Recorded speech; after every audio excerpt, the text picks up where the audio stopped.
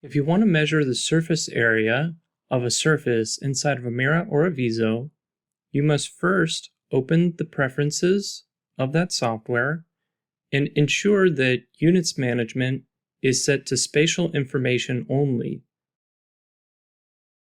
After that, you can adjust the working units and the display units according to the dataset that you've loaded into the software.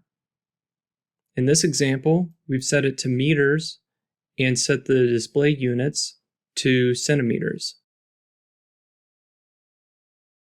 If you'd like to know more about how units work inside these softwares, you can select the Units in Amira or Units in Avizo hyperlinks, respectively. Make sure you hit Apply or OK and open your surface.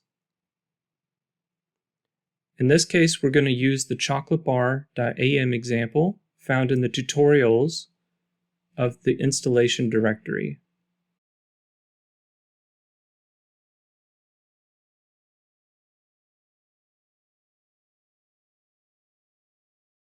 By right-clicking on the surface file, you can attach a surface view to better appreciate what that surface looks like.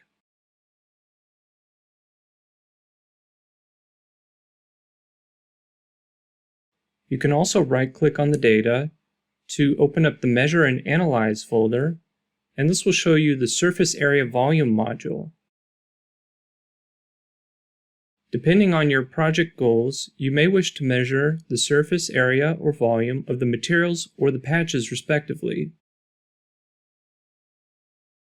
In this example, we measured the surface area of the patches.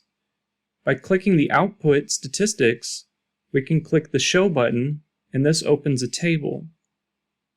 As you can see, we see the surface area in square centimeters for each patch in this input surface. Alternatively, we could have run this in materials mode, and in this case, we can see the surface area of each material.